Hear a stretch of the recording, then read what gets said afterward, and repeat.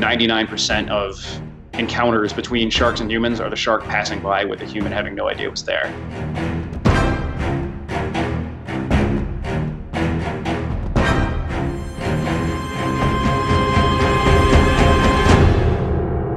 There are certain things, if you know what to look for, that you can spot that might tell you that there might be a shark in the area.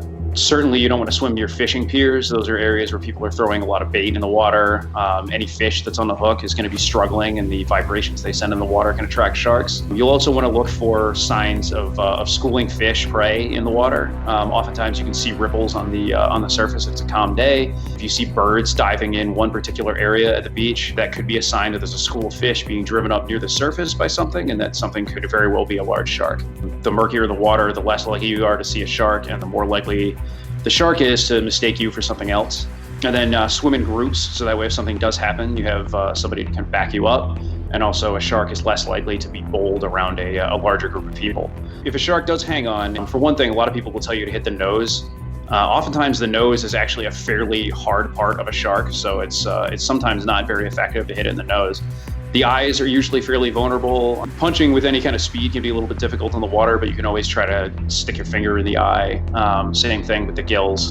And oftentimes those are, the shark knows that those are the sensitive areas, and oftentimes it'll let go in those situations. So dawn and dusk can be periods where certain sharks are more active, especially some of the larger, more predatory ones.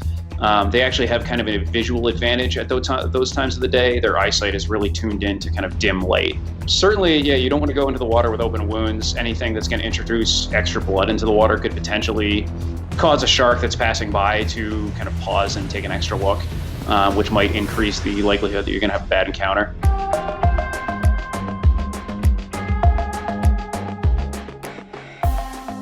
The biggest myth, probably perpetuated by movies and things like that, is that sharks are actively hunting people. They're definitely not. There are actually, in the research I've been conducting, we've sometimes found numerous sharks near areas that are very popular swimming areas where no one's ever been bitten. You know, when they do bite a person, they're typically making a mistake. They're never really actively hunting people.